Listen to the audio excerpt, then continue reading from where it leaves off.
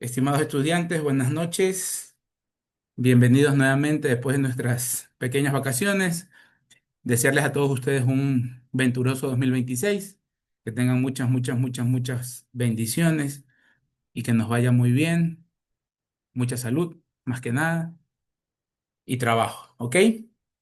Bueno, mis queridos alumnos, brevemente, ¿qué habíamos revisado hasta la última sesión de diciembre? Básicamente nos habíamos enfocado en revisar un poco la estructura del informe de cumplimiento tributario y hacer un análisis general del tema de gastos deducibles y no deducibles y ingresos exentos e ingresos grabados. ¿De acuerdo? Entonces, un poco el objetivo era que ustedes tengan primero que puedan reconocer, ¿sí? Cuáles son los ingresos exentos y cuáles son los ingresos grabados. Segundo, reconocer también cuáles son los gastos deducibles y los no deducibles. Y partiendo de ese reconocimiento, que ustedes puedan interpretar el correcto uso de las deducciones y exoneraciones en la conciliación tributaria. En el primer parcial habíamos visto la liquidación de personas naturales, ahora hemos visto un poco, bastante limitado, por cierto, el tema de una liquidación de sociedades, porque el tema es muy extenso. eh, y en ese sentido, pues, hemos podido un poco recabar los principales puntos de una conciliación tributaria. Entonces, hasta ahí nos habíamos quedado y nos toca por ver un poco eh, unas liquidaciones que justo estábamos platicando también hoy día con el otro profesor, unas liquidaciones muy básicas del impuesto al valor agregado y finalizar con cierto complemento, ciertos papeles de trabajo del informe de cumplimiento tributario que todavía no lo hemos revisado un poco a profundidad, ¿no? Entonces el ICT un poco lo hemos venido desarrollando a lo largo de toda la asignatura. Al inicio, las dos, tres primeras clases, habíamos revisado conceptos del ICT, incluso un ICT en vivo y en directo, por así decirlo. Vimos ahora en el ejercicio de sociedades también cómo se llenan, a más de reconocer exoneraciones y deducciones. Perdón, también en el Excel que les compartí estaba parte de los papeles de trabajo del ICT. Y es un tema, es una obligación tributaria que le nace a las compañías y deben presentarlas año a año con, como su nombre lo indica, no, que la administración tributaria perdón, verificar que el contribuyente en su análisis tributario realizó una adecuada interpretación tributaria, un adecuado abordaje tributario para el sinnúmero de eventos que se puedan presentar dentro de una compañía, ¿sí? Nosotros podemos tener en nuestra actividad económica o en la actividad de la compañía una actividad, digamos que sencilla. Compramos inventario para distribuir el inventario. Financieramente solo nos vamos a marginar un porcentaje de ganancia a ese costo de ventas y ese va a ser nuestra estructura del negocio y nuestra estructura del negocio. La estructura de costos, pues básicamente va a ser costo de ventas, el costo más importante, y por ahí gastos de ventas, comisiones de pronto y pues obviamente la nómina, ¿no? de los vendedores. Y ahí básicamente nosotros damos un vistazo muy general de una actividad, repito, entre comillas, sencilla. Entonces, ese contribuyente se va a acostumbrar a que, ok, tengo que realizar las 12 declaraciones mensuales de IVA, que ya lo vamos a ver, a repasar, mejor dicho, porque algo ya vimos en práctica tributaria, y voy a declarar mi impuesto a la renta anual y los respectivos anexos, pues, ¿no? En este caso, el ATS, por ejemplo, y el anexo de relación de dependencia para los empleados bajo relación de dependencia. El anexo de dividend de accionistas, y creo que no se me escapa ninguno. Entre comillas, ahí van 5 tipos de obligaciones tributarias, entre comillas, sencillas. Pero ¿qué pasa si esa compañía viene manejándose 5, 8, 10 años de la misma forma y vas a ver que todo van a ser ingresos grabados? Pues, compro inventario y lo vendo, pues no voy a tener nunca un ingreso exento.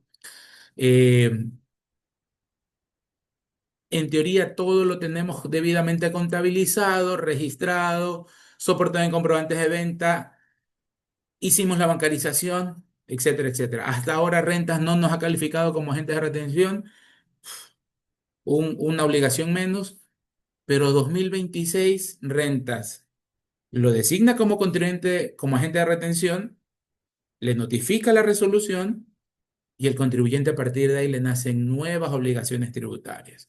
Debe presentar el formulario 103, hacer retenciones cuando aplique la norma que tenga que realizar. Ahí va a haber ya un cambio en su cotidianeidad de la actividad económica. Asumamos que no generó ninguna rentas, no le calificó como agente de retención, pero en el 2026 le toca hacer un pago al exterior. Le rompimos el molde al contribuyente, a la compañía. La compañía rompe su esquema, su, ¿cómo es la palabrita cuando uno se habitúa a algo? Su costumbre y dice, ¿y ahora qué hago? Pues con esa transacción que nunca le he manejado. ¿Sí? Eh, 2025 nació el nuevo impuesto a las utilidades no distribuidas. Otra vez le rompimos el molde, un nuevo impuesto que es un nuevo impuesto que no sé cómo lo voy a manejar. Y así sucesivamente, queridos alumnos, pueden presentarse en las actividades de los contribuyentes algunas situaciones que no la veíamos o no la previmos en su momento o no la veíamos venir y que de repente nos pueda coger desconcentrados. ¿Puede darse el caso? Puede darse el caso. Eh, Me absorbe una compañía del exterior. Viene una multinacional y adquiere la compañía, las acciones y ahora pasamos a formar parte de un grupo multinacional. Otra vez rompemos el esquema de lo que estábamos acostumbrados a solo realizar nuestras declaraciones, a utilizar hasta inclusive los mismos y únicos casilleros que se repiten mes a mes, mes a mes, mes a mes, y nos cambia el panorama. ¿A qué punto quiero llegar? Un poco, queridos alumnos, es de la forma en cómo hemos ido abordando un poco nuestra asignatura. Yo creo que ustedes tienen, y también por el conocimiento de ustedes, obviamente, herramientas lo suficientemente fuertes como para hacerle frente a estos cambios, ¿sí? En una persona natural, y que me imagino algunos de ustedes incluso ya puedan tener sus clientes y está bien que los tengan, y aprovechen y busquen más. Obvio, ¿no? Profesor, tengo un doctor. El esposo de mi tía es doctor y me dijo que le haga las declaraciones. Ah, sencillo, ¿no? Como solamente se dedica a servicios médicos, no cobra IVA en sus servicios, no porque el doctor sea muy importante o es muy guapo el doctor y sabe muchísimo, no, porque la actividad, la ley dice que es tarifa cero, más nada, no es por ningún otro motivo. Entonces, claro, él va a declarar el IVA semestralmente y va a hacer su declaración del impuesto a la renta. Entonces, ese contribuyente o ese cliente que nosotros vayamos a estar acostumbrándonos, vamos a hacer dos declaraciones de IVA semestrales, una declaración del impuesto a la renta en marzo cada año y a lo mucho el anexo de gastos personales.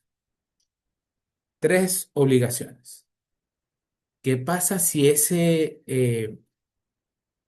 doctor para el 2026 tiene que llevar contabilidad porque el 2025 terminó con ingresos de más de $300.000?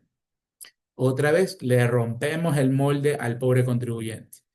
Y nosotros como asesores, como contadores, como auditores, debemos estar un poco a la vanguardia y conocer, y a veces un poco platicábamos en su momento con Natalie, con Melanie, platicábamos también con Sergio, algunas consultas que nos hemos ido realizando, y un poquito es bueno empezar a revisar qué es lo que está ocurriendo. Este, y en ese sentido, pues yo creo que ustedes tienen esas herramientas para poder decirle a ese doctor, doctor, mire, ahora usted es obligado a llevar contabilidad y asumamos que también los califican como agente de retención. Oye, usted ahora va a tener que presentar declaraciones del IVA mensual. así su actividad sea con tarifa cero, porque la ley dice que los agentes de retención presentarán declaraciones mensuales, así su actividad esté grabada con tarifa cero. Ya va a tener que presentar anexos, va a tener que empezar a retener, querido doctor, cada vez que usted compre. Entonces, nuevamente, le rompemos el molde, pero ahí estamos nosotros como contadores, asesores, auditores, para darle una mano y apoyarse en nosotros, y para ello el conocimiento que ustedes están teniendo y que están en la práctica va a ser un complemento bastante ideal. Entonces, nos hemos venido un poco manejando en ese sentido, explicándole a veces uno que otro caso real de lo que hace la administración tributaria, y yo creo que eso para ustedes, a más de con los conceptos técnicos, les van a ayudar muchísimo. ¿Ok? Entonces, yo estoy muy seguro de eso y repito, como se los he dicho a, a los alumnos que ya hemos consultado o me han hecho algunas consultas, siempre voy a estar a sus órdenes, cualquier inquietud, bienvenida sea, y estamos aquí para apoyarnos mutuamente, ¿ok? Bueno, entonces, dicho el saludo del 2026 y dicha un poco el preámbulo de lo que vimos hasta el 2025 y para lo que nos va a servir. Si existen cambios, listo, pero nosotros ya sabemos, esto más o menos va por aquí, esto más o menos va por acá. Las exoneraciones y deducciones a lo mucho aumentarán, disminuirán un poquito, pero la esencia, el concepto, el análisis se va a mantener permanentemente. ¿Ok? A menos que llegue algún presidente que no creo y quiera eliminar todas las exoneraciones y todas las deducciones, que sería fatalazo, ¿no? Muy, muy, muy turro. Pero bueno, en ese concepto, entonces, en ese sentido, repito, ustedes tienen esas bases y por muchos cambios que vengan, ustedes estoy muy seguro que van a estar bien preparaditos. Punto 2. Punto 3. El IVA. El IVA, no les voy a preguntar qué es el IVA porque obviamente ustedes van a responderme, es el impuesto al valor agregado, profesor. Y está bien, porque esa es la definición. Pero vámonos a los conceptos, a la doctrina. A ver, el impuesto a la renta, como su nombre lo indica, es un impuesto que va a gravar la renta, la ganancia, la utilidad. ¿Sí? Y ya vimos en naturales que para calcular esa utilidad, nosotros a los ingresos les descontamos los gastos deducibles. Los ingresos grabados, gastos deducibles. Nos da una base imponible o utilidad. Esa utilidad nos vamos a la tabla nos arroja un impuesto causado, sobre el impuesto causado le aplicamos la rebaja de gastos personales y a ese remanente le aplicamos o le descontamos las retenciones en la fuente. Si nos queda todavía un saldo mayor a cero, significa que esa declaración tuvo impuesto a pagar. Si esa declaración, luego de restar la rebaja de gastos personales y restar las retenciones en la fuente impuesto a la renta que nos han realizado, nos da menor a cero, significa que vamos a tener un saldo a favor. Conceptual, estructura. Ese saldo a favor lo podemos pedir hasta 3 años desde el año en el que presentamos la declaración. Profesor, pasaron esos 3 años. Mi tío, mi prima, mi abuelito tuvo un saldo a favor del 2021, tuvo 500 dolaritos a favor. ¿Cuándo presentó su abuelito la declaración? En marzo del 2022, profesor. Ok. Marzo 2023, marzo 2024, marzo 2025, pasaron los 3 años. Hoy, enero 2026, su abuelito ya no puede pedir la devolución de ese saldo a favor. Profesor, ¿lo puedo arrastrar como crédito tributario años anteriores? Tampoco lo puede hacer, porque los 3 años es para utilizar los dos beneficios, uno de los dos beneficios. O lo pido en devolución o lo utilizo como crédito de años anteriores. ¿De acuerdo? Estructura de rentas naturales. Cualquiera que sea la actividad, esa es la estructura. Punto. ¿Sí? Van a haber ciertas actividades que van a tener unos gastos medios diferentes a los normales, a los otros. Ya, ejemplo, inmuebles, ¿sí? Son gastos un poquito diferentes a los normales, pero tenemos el concepto. ¿Qué es gasto deducible? ¿Cuál es la estructura? Uno, aquel gasto que me permita obtener, mantener o mejorar un ingreso grabado. Si yo le logro demostrar a la administración tributaria que yo manufacturo estos vasos de vidrio, y obvio, necesito la materia prima para generar ese vaso, necesito comprar activos fijos para generar ese vaso, necesito mano de obra para generar ese vaso, todos esos gastos son o los incurro para generar un ingreso, para mantenerlo o para aumentarlo. Costos de alquiler, o mejor dicho, gastos de alquiler, servicios básicos, etcétera, etcétera. Primer concepto de gastos deducibles, obtener, mantener o mejorar una renta gravada. Ya saben que los ingresos exentos no tienen gastos deducibles. Si en el examen aparece un ingreso exento, automáticamente los gastos asociados a ese ingreso exentos, ustedes deben darle tratamiento de gasto no deducible. Dos, que deben tener o estar relacionados con la actividad económica. Claro, si manufacturo vasos, no puedo poner como gasto deducible la actividad el anillo de bodas, el anillo de compromiso que le compré a mi futura, a mi novia, futura esposa, pues no, no tiene nada que ver, ni siquiera en gastos personales. Tercero, que sea del ejercicio fiscal. Ah, ok, vamos a declarar 2025, perfecto, présteme, señor contribuyente, cliente, amigo, fulano de tal, preséntame todos sus gastos y nos entrega, también mira, ve, hice una compra ayer. Sí, pero ayer fue enero de 2026, pues es otro ejercicio económico. No vale ese gasto, no para el 2025. Para renta 2026 te va a valer sí. Hay que asustarlo en extremo, pues, ¿no? O sea, sí te vale, pero para el próximo año, no para el que vamos a declarar. Cuarto, pagos mayores a $500 hay que bancarizar. Sí o sí hay que bancarizar. Cualquier gasto de ese cliente de ustedes menor a los 500 no es obligatorio bancarizar. Superior a los 500 présteme su estado de cuenta, hagamos un cruce de información, pagos con tarjetas de crédito, con cheques, cualquier cosa que haya sido utilizado el sistema financiero. Y ahí sí podemos ir separando los gastos que fueron mayores de 500 y que los pagó en efectivo, pues lamentablemente es no deducible. Quinto o sexto, ya perdí la cuenta, disculparán la edad y ya me olvidé. Quinto o sexto. Si soy agente de retención, debí haber retenido obligatoriamente. No queda discusión. No, es que profesor, me daba pena retenerle el 8% a ese señor. Nos brindó un servicio donde a mi criterio prevalecía la mano de obra, el intelecto sobre la mano de obra. 8% o 10%, ya lo vamos a ver. No, me dio pena, le retuve el 1%. O no estuve segura, profesor, era el 2,75, pero le retuve el 8, le retuve de más. Bueno, no importa. Claro, para nosotros como declarantes, ¿no? Para el que le retuvieron de más, él le pedirá, despreocupémonos también porque él le va a pedir a rentas que le devuelva. Entonces, 5 o 6, aplicar las retenciones que correspondan obligatoriamente si es que somos nombrados o calificados como agentes de retención. Recuerden que el artículo 92, tomen nota de este artículo, escriban. Artículo 92 del reglamento de comprobantes de venta. Y por si acaso todavía no estoy publicando nada. Artículo 92 del reglamento a la ley de régimen tributario interno. Soy agente de retención o por la resolución que me notifique rentas o sin haberme notificado hay ciertos pagos que yo siempre debo actuar como agente de retención. Pago a empleados. Si tenemos empleados bajo nómina, bajo nuestro trabajo, y le estamos pagando más de los 12,000 y pico de dólares al año, le debemos retenerle. No es que me da pena, que pobrecito. Mira que es mamita soltera. Mira que Juan Carlos está manteniendo a sus papás y a sus abuelitos. Debemos retener. Punto.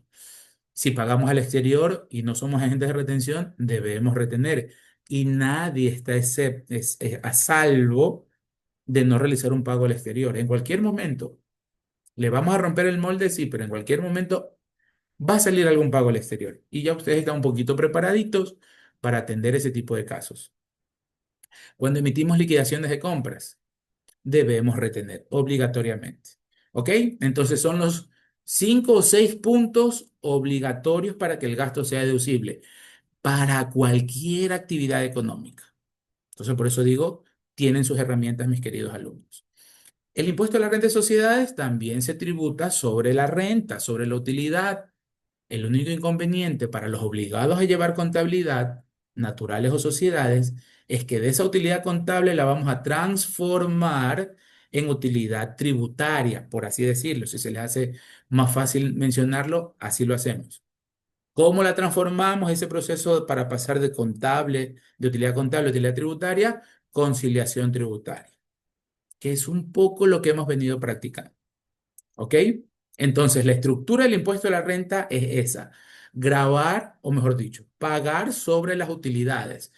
Si el ejercicio económico no me generó renta o utilidad, no pago. Lo que no es lo mismo no declarar. Porque el impuesto a la renta para las sociedades y los obligados a llevar contabilidad siempre debe presentarse. Para las personas naturales, solo si mi ingreso grabado, si mi ingreso en el año, perdón, supera la fracción básica.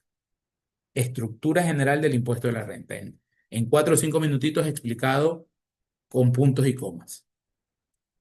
Y el impuesto a la renta, para finalizar, es un impuesto directo. Lo contraté ayer a Ángel y le retuve el 8%. Ángel me emitió su factura, yo le retuve el 10%. Servicios profesionales. ¿Ok? Ese 10% que Ángel lo está pagando no se lo puede trasladar a la señorita Angie Díaz. ¿Por qué? Porque es un impuesto directo. Anote, el impuesto a la renta es un impuesto directo. Es un impuesto progresivo, porque quien mayor base imponible tenga, mayor impuesto debe pagarle al Estado. A veces solemos decir, quien más tenga, quien más ingresos tenga, más pague. No necesariamente. Porque ¿qué pasa si yo ese año tuve pérdidas? Tuve ingresos de $1 millón y tuve pérdidas. No pagué. Y Sergio, que tuvo ingresos de $700.000 y una utilidad de 400.000, va a pagar $100.000 de impuesto a la renta, más o menos. ¿Sí? No es que el que más ingresos tenga, el que mayor utilidad tenga, podemos afinar un poco nuestro léxico, un poquito más técnico, el que mayor utilidad tenga, mayor impuesto va a pagar, sin lugar a dudas. Son características del impuesto a la renta. ¿Sí?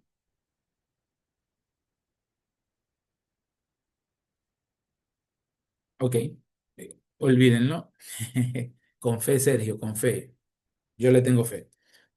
Estaba haciendo un paneo de los alumnos que estaban conectados. Y el impuesto a la renta, pues, es un impuesto, en teoría, se supone, y como sale del bolsillo de cada uno de los contribuyentes de su ganancia, es el impuesto que debería ser el de mayor recaudación en los países, bajo una figura, bajo una figura de equidad tributaria. ¿Sí? La recaudación de un país debería sustentarse sobre el impuesto a la renta, porque es sobre el que se grava en la utilidad, en la ganancia de cada uno de los contribuyentes o ciudadanos de ese país. En Europa suele ocurrir con bastante frecuencia eso, creo que en Estados Unidos también. Por lo general en Latinoamérica no es así. El IVA es el que supera en recaudación al impuesto de la renta, pero son un poquito de ineficiencias técnicas de los sistemas, más nada. Y esas son las características generales de la renta. Ahora, el impuesto al valor agregado, el famoso IVA, les decía, no les voy a preguntar qué significa porque ustedes ya lo saben, pero otra vez, vamos a las características, a la estructura del impuesto. El IVA es un impuesto al consumo. Si yo quiero consumir algo, voy, compro algo y voy a pagar el IVA, en la mayoría de los casos. Uno, entonces es impuesto al consumo. Entre paréntesis, por eso los grandes teóricos y técnicos de la doctrina tributaria es otra de las razones por las cuales dicen que el impuesto a la renta es el que debe sostener las recaudaciones, no el IVA, porque el IVA es un impuesto al consumo, no refleja la real riqueza de ese país. ¿Sí? Es lo que ocurre en nuestro país. El IVA sigue siendo el impuesto que más se recauda desde muchísimos años atrás. Cuando yo sea presidente de la República, que yo sé que ustedes van a votar por mí, vamos a hacer un cambio radical a la parte tributaria del Ecuador y voten por mí y me los llevo de ministros, ¿ok? Miren que queda grabado. El IVA es un impuesto a los consumos y como yo les indicaba, si yo quiero consumir algo, si la señorita Stephanie López desea adquirir una camiseta de la selección, va, la compra, se supone que en Tributilandia, la compra, el que le está vendiendo le va a cobrar el IVA porque es un producto grabado con IVA y lo pagó. Más nada, es un impuesto a los consumos. Es indirecto, a diferencia de la renta que es directa, es indirecto. ¿Por qué razón? Porque ahí sí se puede trasladar. No tanto en el ejemplo de la señorita López, sino vámonos a una cadena productiva, ¿sí? Vamos a hacer el análisis de nuestras cabecitas. ¿Qué pasa si nosotros somos manufactureros, manufacturamos puertas metálicas? Ese es nuestro giro del negocio. Entonces, obviamente, vamos a tener que comprar la materia prima, ¿no? El acero, la soldadura, el activo fijo o la maquinita esta para soldar. Vamos a necesitar las lijas o las limas. Vamos a necesitar la pintura, cinco o seis materias primas, entre otras, ¿no? ¿Qué pasa ahí?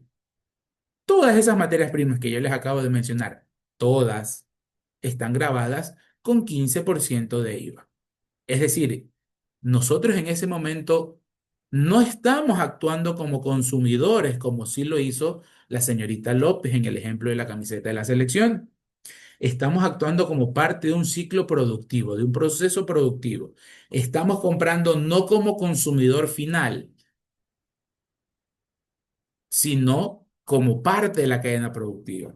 Entonces, nosotros compramos esa máquina, esa materia prima, manufacturamos y tenemos, después de 3, 4, 5 días, el producto final que son las puertas metálicas.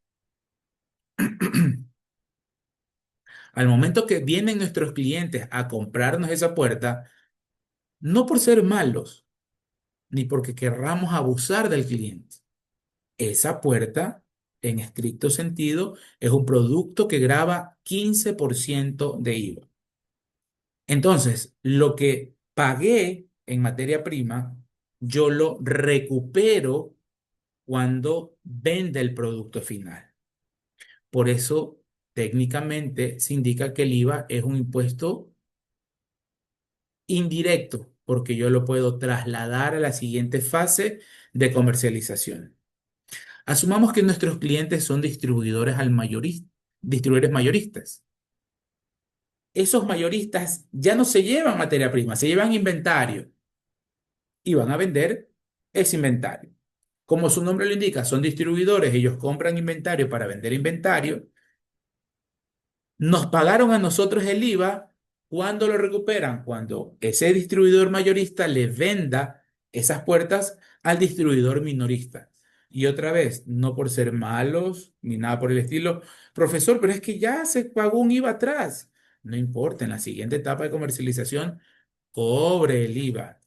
Llegó mi querida Antonella, no la estaba viendo mi querida Antonella.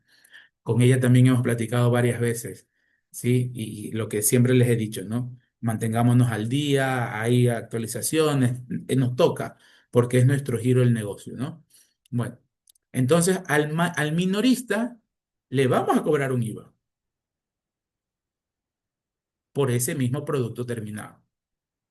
Y ahí entonces el mayorista recupera en esa venta el IVA que me pagó en la compra cuando nos compró a nosotros en la primera etapa de comercialización de la puerta. Y ya los distribuidores minoristas, 10, 20, 50 distribuidores minoristas que hay en esa, en esa supply chain, en esa cadena de suministro, van a venderle ya al usuario final. Ahí recién aparecen los usuarios finales de ese producto. Llámense amas de casa, dueños de casa, jefes de hogar, el nombre que ustedes quieran poner. Ah, entonces va Javier Ruiz que necesita cambiar su puerta del patio, va a un supermercado y compra esa puerta. ¿Qué creen que va a hacer el supermercado? Obviamente, como hemos venido en una cadena de distribuidores, cada uno se ha dado su markup, ¿no? Su nivel de ganancia, su porcentaje de ganancia. Entonces, el precio obvio va incrementándose y llega el consumidor final, Javier Ruiz, y va y compra una puerta en $100 más IVA y paga $115. Coge su puertita, se la lleva y la instala en su puerta, en su casa. ¿Cuál fue el consumidor final dentro de toda esa cadena de negocios, de distribución? Javier Ruiz. Él pagó el IVA. El consumidor final termina asumiendo la carga fiscal del impuesto al valor agregado. El impuesto al valor agregado es asumido por el usuario final del bien o del servicio. En la forma que ustedes lo quieran ubicar, es lo mismo. Profesor, ¿por qué?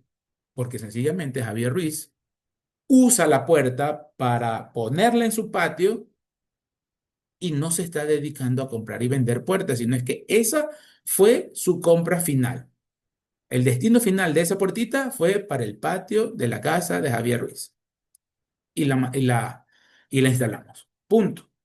Yo terminé asumiendo como consumidor final el impacto o la carga fiscal del IVA. Por eso el IVA es indirecto y se genera en todas las etapas de comercialización. Lo dice la ley, en todas las etapas de comercialización. Por esa razón, mis queridos alumnos, saliéndonos del ejemplo de persona natural, si una compañía, escuchen, si una compañía ha comprado una de estas copiadoras, impresoras, fax y demás, que son gigantes, estas que parecen un maquinón, ¿verdad? La compró hace 2 años y ahora quiere comprar una nueva y la va a vender. Claro, eso está en un activo fijo, está en la cuenta, lo va a vender al valor de realización. Cuando lo venda, ese activo fijo debe venderlo con IVA, emitir una factura de la compañía y venderlo con IVA, porque así dice la ley. Porque él va a dar la transferencia de dominio de un bien mueble de naturaleza corporal y nace el IVA. El IVA da luz en ese momento, sale a la luz y dice, aquí estoy. Hubo una transferencia de dominio, debe existir el IVA. En el ejemplo de las puertas, nosotros éramos el que manufacturamos, los que manufacturamos la puerta. La vendimos al distribuidor mayorista, primer salto o primera venta. La puerta era nuestra. Al momento que ese mayorista, entiéndase la señorita Daniela Alvarado, compra 100 de esas puertas, dejan de ser 100 puertas mías y pasan a ser 100 puertas de Daniela, de la señorita Daniela Alvarado. Hubo transferencia de dominio. La ley dice que cada vez que exista transferencia de dominio, debe existir un IVA. Repito, no por malo, no por ambicioso, no. La ley así lo dice. Cuando Danielita Alvarado lo venda a sus distribuidores minoristas, va a transferir el dominio, el IVA saca la banderita y aquí estoy. Y así sucesivamente. Entonces, en este caso, como la empresa no terminó de ser el usuario final de ese producto, al momento de transferirlo, ya entiéndase la copiadora, al momento de transferirlo, debe cobrar un impuesto al valor agregado. Y en el formulario, que ya lo vamos a ver en el 104, está el casillero, venta de activos fijos grabados con el impuesto. Y ahí vamos a poner, pues qué sé yo, si el valor de realización de esa copiadora era $2.000, 2.000 más el IVA, 300, $2.300. Punto. Esas son, mis queridos alumnos, un poco las características principales del IVA, la estructura, la columna vertebral del IVA. Entonces, si ya más o menos tenemos el panorama de, ok, compro materia prima, servicios, o insumos, como ustedes lo quieran llamar, y estoy pagando un IVA, y si yo manufacturo al momento de vender, recupero ese IVA financieramente y visualmente, así es, lo recupero. Por ende, la liquidación del impuesto va a ser una liquidación extremadamente sencilla. En la liquidación del impuesto al valor agregado, nosotros vamos a tener que restar el IVA que cobramos en ventas menos el IVA que pagamos en compras. Y esa va a ser la liquidación del mes, mis queridos alumnos. IVA en ventas menos IVA en compras. Pare de contar. Nosotros ahí podemos tener tres probables resultados. IVA en ventas menos IVA en compras. Si quiere, esto aquí empiecen a anotarlo con las ideas que ustedes mejor les guste. IVA en ventas menos IVA en compras puede tener tres resultados: positivo o mayor a cero. Como nos gusta hablar a los politécnicos, mayor a cero. Significa que el IVA de ventas fue superior al IVA de compras. Entonces yo tengo que devolverle ese IVA al Estado, porque el IVA es del Estado. Puede ser cero, muy rara vez. Cero significa que ni le debo ni me debe el Estado. Y el IVA en ventas menos el IVA en compras puede ser menor a cero. ¿En qué sentido? Cuando el IVA de ventas es menor al IVA de compras. Administrativamente hablando o empresarialmente hablando, vendimos menos de lo que compramos o compramos más de lo que vendimos, como ustedes lo quieran ver. Entonces, si el IVA de ventas que le cobré a mis clientes, entre paréntesis, que no va a nuestros bolsillos, ojo, el IVA que cobramos a los clientes no va al bolsillo del empresario, eso va a las arcas del Estado. Ese IVA de ventas, si es mayor que el IVA de compras, se lo devuelvo la diferencia al Estado. Si el IVA de ventas es menor que el IVA de compras, yo le digo al Estado, ese mes tengo un crédito fiscal, tengo un crédito tributario, ¿de acuerdo?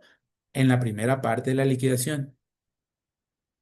Por esa razón, ustedes obviamente debieron estar muy chiquititos cuando hubo, y perdón que mezcle en este rato la política, pero es necesario el ejemplo, ¿no? El señor Álvaro Noboa, el padre, cuando estaba peleando la segunda vuelta con el señor Correa y que ganó el señor Correa, en uno de los debates el señor Álvaro dijo, ¿y usted cuánto paga de impuestos? ¿Sí? Y el señor Noboa iba preparado técnicamente y dijo, miren, yo pago de impuesto al valor agregado mes a mes, o no me acuerdo si fue la cifra anual, tantos miles de dólares de IVA. Y de impuesto a la renta pago tantos miles de dólares en el año. Muy sabiamente, el señor Correa, que por algo tiene su doctorado en economía, ¿no? Dijo, un ratito, usted no paga el IVA. Eso, por decirle, $200.000 de IVA que usted dice que paga año a año de IVA, usted no lo está pagando. Se lo pagan sus clientes. Palabras más, palabras menos. Recuerden que eso fue creo que 2006, 2007 por allá, ¿no? Repito, ustedes estaban muy chiquititos. Y tiene toda la razón, o mejor dicho, tuvo toda la razón. Porque ya que estamos hablando del IVA y yo les estoy indicando, el IVA que cobramos a nuestros clientes no va a parar a nuestro bolsillo.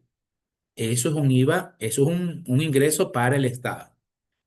Solo que utilizan la figura, por conveniencia del Estado, del agente de percepción. Crean la figura del agente de percepción. Percibir. ¿Qué entendemos por percibir, queridos alumnos? Yo percibo más las vibras de Antonella. Es decir, que Antonella me entrega a mí malas energías. Por si acaso es una broma, Antonella. Percibir es recibir. ¿De acuerdo? Entonces, en la norma, en la ley, vamos a ver que hay agentes de percepción del IVA y se los define, los que venden bienes o prestan servicios. Claro, para el Estado es súper fácil recaudar, decirle, Javier, tú te vas a dedicar al comercio al por mayor y por menor de vasos, listo. Recuerda que el vaso que tú vas a vender graba 15, Tú debes cobrarle IVA a tus clientes y si hay un excedente me lo entregas a mí, Estado ecuatoriano. No va a pagar, no va a parar al bolsillo como ganancia. La ganancia, mis queridos alumnos, está en el precio de venta al público, que no incluye el impuesto. Ok, Antonella, gracias por ese comentario. Entonces, se crea la figura de agente de percepción. Y yo les pregunto, mis queridos alumnos, ¿quiénes son? ¿Quiénes venden productos o prestan servicios? Casi todos, por no decir todos los contribuyentes, todas las compañías y personas naturales. ¿Vendemos algo en algún momento? Si Antonella tiene un cliente que vende, que tiene una ferretería, pues esa persona o esa compañía vende inventario de ferretería, vende, transfiere el dominio de algo.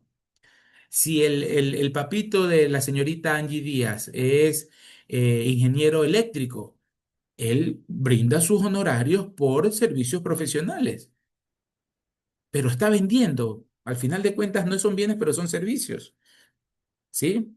Yo comisiono, es una ganancia. Se lo puede catalogar como un servicio, pero es una actividad que por yo referir a un cliente, me gano el 20% de lo que esa empresa vaya a facturarle o ese cliente le vaya a facturar a la empresa. Listo. Me pagan al final del mes o lo que sea, ese 20%. Yo emito factura y debo cobrar IVA, ¿sí? Pero ese IVA no es mío. Mi ganancia está en ese porcentaje de comisión. La ganancia del cliente de Antonella está en ese markup de cuánto fue su costo de venta de la ferretería y cuánto es su precio de venta al público. Ahí está la ganancia. Y la ley dice, sobre ese precio de venta de bienes o servicios, debemos cobrar el IVA. 0% en muy pocos casos, 15% en la mayoría de los casos. Entonces, la liquidación es ese IVA que nosotros percibimos de nuestros clientes, la norma, con justa razón, nos dice, ok, Javier, el IVA que pagaste en las compras de ese mes, réstatelo del IVA de ventas. Y ahí es donde yo les indicaba que, bueno, básicamente son dos los resultados, o mayor que cero o menor que cero. Si es mayor a cero, significa que vendí más de lo que compré. Y otra vez, el IVA de ventas no es mío, es del Estado. Si yo vendí más de lo que compré y hay un valor positivo, eso le corresponde al Estado. Por el contrario, si es un mes que nos quisimos estoquear porque el inventario estaba súper barato, compramos y tenemos nuestra bodega llena de stock, compramos más de lo que vendimos. Ahí la respuesta de esa liquidación de IVA en ventas menos IVA en compras va a ser negativa. Recuerden que no se ponen números negativos en los formularios. Hay un casillero para mayores a cero y un casillero para menores a cero. Lo voy a registrar en menores a cero. ¿Qué significa? ¿Qué resultado le damos a ese valor? Crédito tributario de IVA en ese mes. Ya no se lo tengo que devolver al Estado porque la resta me dio negativo. Entre comillas, el Estado me debe a mí. Y de ahí la otra figura que se crea también para, como en el impuesto a la renta, en el IVA también están los famosos agentes de retención. ¿Sí? Recuerden, queridos alumnos, que la figura de agente de retención es una figura exclusivamente para, ¿cómo puedo decirlo en palabras sencillas? Han sido creados a nivel mundial, ojo, por las administraciones tributarias, son creadas los agentes de retención para facilitarle la vida a las administraciones tributarias.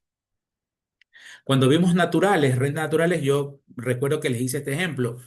Termino de dar el curso de la maestría, la asignatura de la maestría, le facturo al SPOL, X valor, $1.000.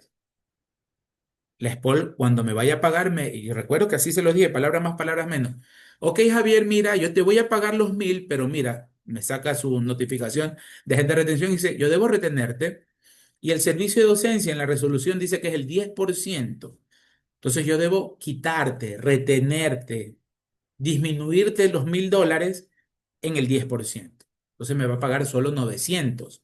Pero los otros 100 me los entrega en un comprobante electrónico ahora, físico hace muchos años, donde me certifica, me comprueba, de ahí su nombre, comprobante, que yo ya pagué impuesto a la renta sobre esos $1.000 de ingresos, en una cuantía del 10%. Me retuvieron. O sea, así como existe la figura de agente de retención en renta, hay en IVA. ¿Y por qué le facilita la vida a las administraciones tributarias? Porque si esa factura por la clase de la maestría fue en septiembre, en octubre, SPOL, en octubre, en el formulario 103 de septiembre, que se le presenta en octubre, le paga al Estado los $1.000 los $100 que me retuvo a mí. Es un pago anticipado. Entonces, claro, ¿qué hizo la administración tributaria para recaudar esos $100? A lo mucho, autorizarme mi factura electrónica y autorizarle el comprobante de retención electrónico al SPOL. Y si es que lo hizo, porque eso es en el sistema, no es automático. Entonces, prácticamente valor agregado del Estado en esa transacción y a cambio recibe el Estado o los estados recibe recaudación mes a mes. ¿Sí? Como les dije también en ese ejemplo, a inicios de la asignatura, para no esperar a marzo del próximo año a que el señor Javier Ruiz se digne en declarar y pagar su impuesto a la renta. ¿Sí? Entonces está la figura del agente de retención. Y también para la retención de IVA, en este caso hay tres valores, los generales: 30% para bienes, 70% para servicios y 100% para casos especiales. Entonces hay una retención. Ok, me practicaron retención, profesor, ahora en diciembre. Cobré las comisiones. IVA de ventas, $100. IVA en compras, $80. 100 menos 80, 20 positivo. Significa que yo debo pagárselo al Estado. Ah, profesor, pero me retuvieron esos mismos $100 que yo generé en la factura de las comisiones. Ok, 20 de crédito tributario del mes menos $100 de retenciones, me va a quedar un valor negativo, menos 80. ¿Cómo se va a llamar entonces ese resultado? Crédito tributario para el próximo mes, pero por retenciones. Entonces, en estricto sentido, mis queridos alumnos, la liquidación del impuesto al valor agregado es más o menos una resta de 2 o 3 pasos. Se acabó. Para ello, obviamente, debemos tener muy en claro conceptos importantes como tarifa, cuándo es cero, cuándo es 15, bienes o servicios, los porcentajes de retención y saber qué es lo que se puede utilizar como crédito tributario. Y de ese mismo escenario, que en este caso 20 a pagar menos 100 de retenciones, me quedan 80 a favor mío, crédito tributario por retenciones para el próximo mes, pueden darse 4 o 5 escenarios. Profesor, ¿qué pasa si las retenciones no fueron de 100? Fueron de 15 y mi impuesto del mes era 20. Ok, 20 menos 15 de retenciones, positivo, 5. Significa que tengo que pagarle al Estado, devolverle al Estado esos $5. Y así podemos, en un Excel lo vamos a hacer obviamente, ir abriendo liquidaciones bastante sencillitas del sinnúmero de escenarios que se puedan dar a efectos del impuesto de valor agregado. ¿Ok? Entonces, esa, mi pequeñísima gran introducción del impuesto al valor agregado, y empezamos a desagregar. Igual ya les subí estos dos archivos en el aula hoy día por la tarde. Vamos a empezar a desagregar esas leyendas urbanas que hay respecto al IVA. Si ustedes tienen casos, láncenlos, mis queridos alumnos. Pregunten, profesor, una vez me pasó esto, hicieron lo de acá, etcétera, etcétera. Hagamos interactiva la asignatura. Pregunten, expongan sus casos y demás. No todo es bienvenido. Déjenme buscar. Aquí está.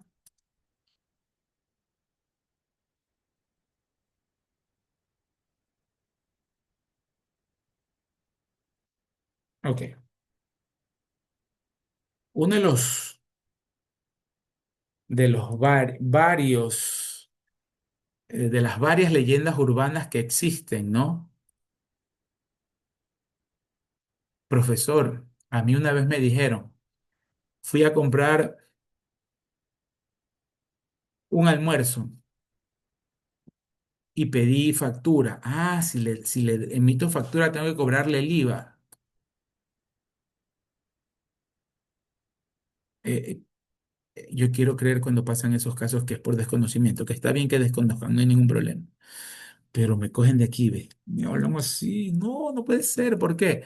Ah, o la otra, la típica. Si usted me paga en efectivo, no le cobro el IVA.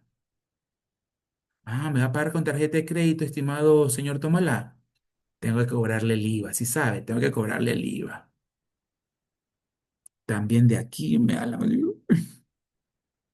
El IVA, mis queridos alumnos, nace cuando se produce el hecho generador, que ustedes ven ahí en la lámina. ¿Qué es el hecho generador?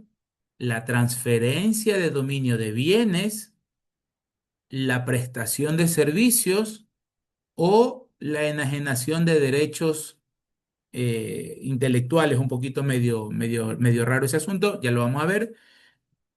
Y más nada. La ley no nos dice por ningún lado, queridos alumnos, que el IVA tiene que ver con el documento que vamos a emitir. Falso. ¿De dónde se han cogido para, me pide factura, le grabo el IVA? Porque en el reglamento de comprobantes de venta dice, factura y nota de venta son documentos autorizados por el SRI. Claro, la nota de venta autorizada, no ese blog de papel periódico que a veces compramos en los bazares. Eso que nada más dice nota de venta arriba, eso no vale. Nota de venta autorizada por el SRI.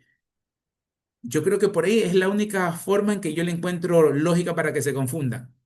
El reglamento de comprobantes de venta dice que primero, los dos documentos son documentos autorizados.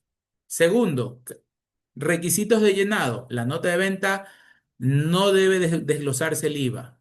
La factura sí debe desglosarse el IVA. Entonces, a veces antes, y ahorita no hay mucha confusión en ese sentido, porque ya muy pocos son los que emiten notas de venta. Casi todos los contribuyentes emitimos solamente facturas. Pero antes sí había un gran sector que emitía notas de venta. Entonces, o había la posibilidad de que yo mismo saque, vaya a la imprenta, un blog de notas de venta y un blog de facturas. Entonces yo emitía notas de ventas y llegaba Ángel Tomalá, el caballero Ángel Tomalá, pedía factura. Ah, tengo que cobrarle el IVA. De pronto por ahí era la confusión. Pero el hecho generador va porque va y no está relacionado con un comprobante de venta. El hecho generador tampoco está relacionado para que exista un IVA en la forma de pago. En la ley dice, se transfiere un bien o se presta un servicio y no dice, si se emitió factura, cobre, si no se emitió, no cobre. No. La ley dice, transfirieron el bien de un producto, transfirieron el dominio de un producto o prestaron un servicio, nace el IVA, y no que porque paguen efectivo no le cobre el IVA y con tarjeta de crédito sí pague el IVA. No. Les explico un poco, me imagino que ustedes deben de conocer, pero les explico un poquito por qué se da eso en el mercado, en el día a día. Me emiten facturas. Ah, me está pidiendo mi cliente una factura. Significa que él la va a reportar al SRI en algún momento. Significa que ese gordito Javier que me vino a pedir factura, él hace declaraciones.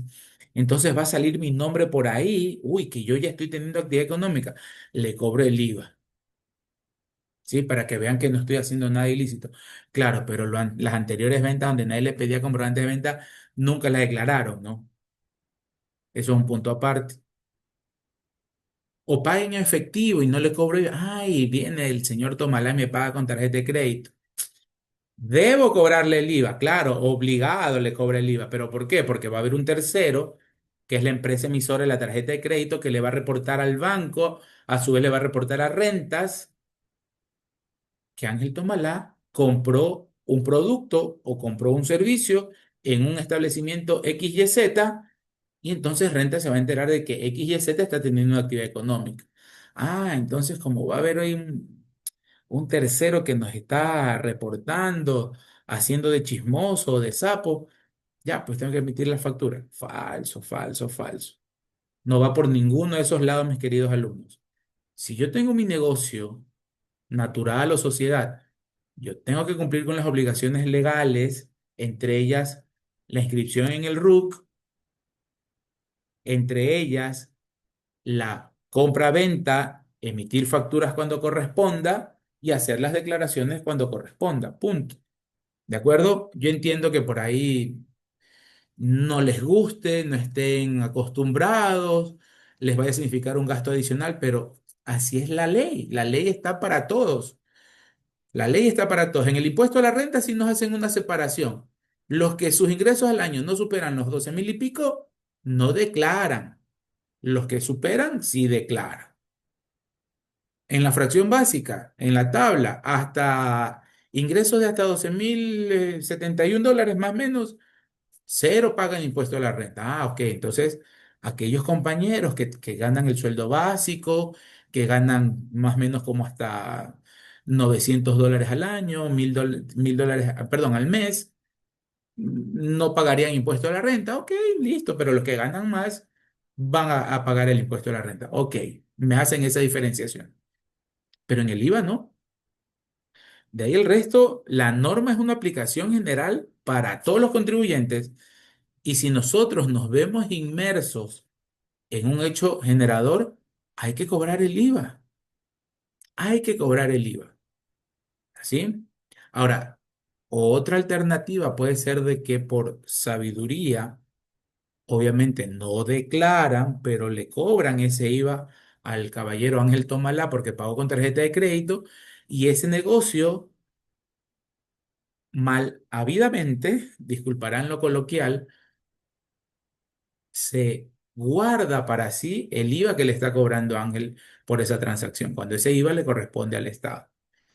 Entonces, un poquito los estoy orientando hacia ese lado, porque la administración tributaria, en menor proporción, eso sin lugar a dudas, sí glosa y sí realiza procesos de determinación del impuesto al valor agregado. Básicamente, entre otros riesgos, los dos más importantes son que dicen que ha sido 0% cuando la transacción es 15. Entonces en el 104 han declarado con tarifa cero, Rentas pide las facturas, no cobran IVA, pero da la casualidad que hay una interpretación errónea por parte del contribuyente o porque realmente no quiso cobrar IVA y si le toca la jugada de la auditoría, que son hasta 4 años, recuerden, de presentar la declaración, me pueden revisar y si me revisaron y no cobré el IVA, Rentas me va a glosar por haber vendido con tarifa cero cuando yo debía haber vendido con tarifa 15%. Ese es el mayor riesgo que Rentas revisa en una auditoría de IVA. Y segundo, en una auditoría de IVA, el segundo riesgo es el uso del crédito tributario. Y cuando hablamos de uso de crédito tributario, es o el IVA pagado en compras o las retenciones que me han realizado. Porque al igual que en el impuesto a la renta, las retenciones de IVA forman parte de mi crédito tributario, de mi saldo a favor, porque ya los estoy pagando. Entonces, básicamente son los dos riesgos más importantes que Rentas revisa al momento de abrir una auditoría por IVA. Como ya les dije también en renta, en el impuesto a la renta, el SRI, rentas, de antemano tiene cierta evidencia de lo que va a glosar. No es que le llega mañana a la compañía del doctor Edgar Argüello una apertura de una orden de determinación del año 2024 a ciegas. No, ya Rentas sabe algo. Ya Rentas conoce algo, quiere confirmarlo con la información del propio contribuyente, ya tiene preestablecido ciertas glosas que, claro, si el contribuyente las las, las justifica, pues claro, no se glosa. Pero ya repito, Rentas abre un proceso sabiendo que puede encontrar algo. Lo mismo en el IVA. Sabe que con su investigación previa, sabe que puede glosar algo. Da la casualidad que el IVA está inmerso en nuestra actividad económica. Y cuando hablamos de actividad económica, no debemos solo circunscribirnos, queridos alumnos, a la parte de un consumo local. No. Cuando exportamos, hay un IVA de por medio que vamos a ver que la ley dice que los bienes, esto también anoten, pregunta de examen, los bienes que se exporten y los servicios que se exporten tienen tarifa 0% del IVA. Es decir, sigamos con el ejemplo de los vasos. Si la compañía de la señorita Daniela Alvarado manufactura estos vasos y los vende en el mercado local, va a cobrar 15% de IVA. Si la señorita Daniela Alvarado, por una oportunidad de negocios, consigue un cliente en el exterior y le va a exportar los mismos vasos, esa exportación va con tarifa 0% de IVA. Si el doctor Ángel Tomalá brinda sus servicios de asesoría informática, mi compañía lo contrata, es un pago local, él me va a generar una factura por sus honorarios, me debe cobrar el IVA. Pero si al doctor Tomalá, una empresa en Perú, lo contrata para el mismo servicio, eso significa que don Tomalá va a exportar el servicio. Esa factura, igualita como cualquier otra factura local, solamente que aquí va a ser un cliente del exterior, esa factura va a estar con tarifa 0% de IVA. Y por otro lado, cuando compramos insumos o productos terminados desde el exterior, la ley tributaria dice que también hay un IVA. Claro, en este último apartadito, en este último logo de la diapositiva, obviamente aduanas es el que se encarga de cobrar el IVA en las importaciones. Recuerden que si nosotros traemos eh, bienes del exterior, debemos nacionalizarlos. ¿Cómo lo nacionalizamos? Por medio de la declaración aduanera. Pasamos esos bienes por aduanas, aduanas revisa, liquida, calcula y entre los rubros que nos va a cobrar va a estar el rubro del impuesto al valor agregado, tarifa 15% en los productos que su importación esté grabado con 15%. Claro, si eh,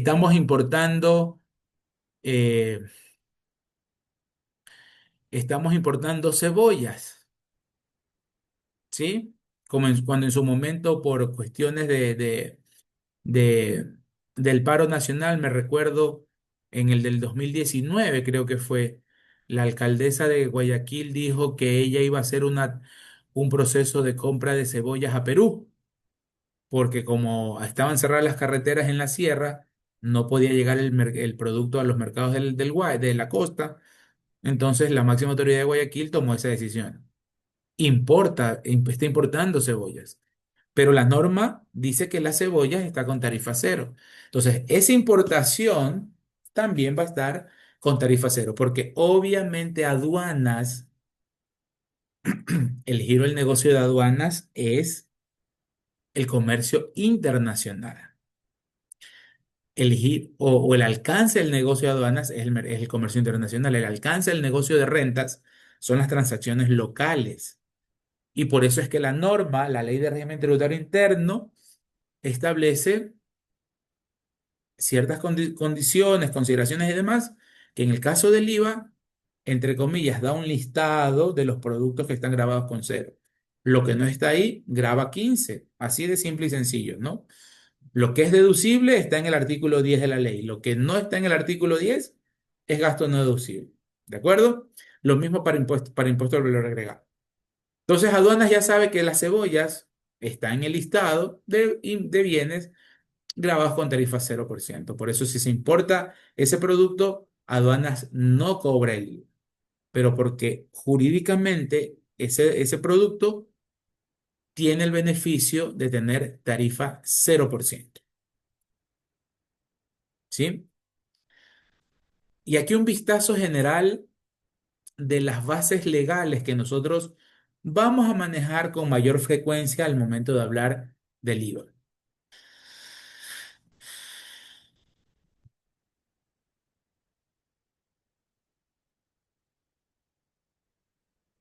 antes de la transferencia no objeto del impuesto, anoten artículo 52, se me pasó por alto.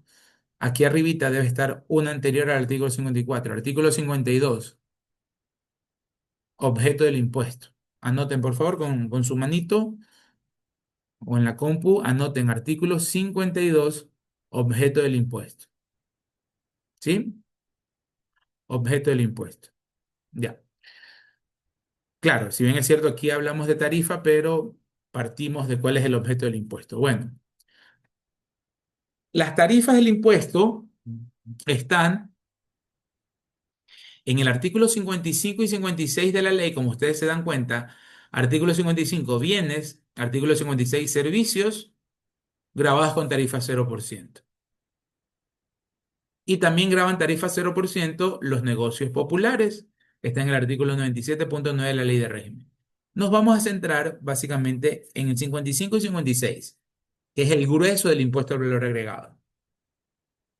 Tarifa 15, el descartes que decíamos hace un rato. En impuesto a la renta, ingresos exentos, artículo 9, profesor. Perfecto. Los ingresos grabados, todos los que no estén en el 9, profesor. Perfecto. Gastos deducibles, artículo 10 de la ley. Gastos no deducibles, todo lo que no cumplan lo del artículo 10. O sea, lo externo a ese artículo, por así decirlo, ¿no? El complemento de ese artículo. Lo mismo en el IVA.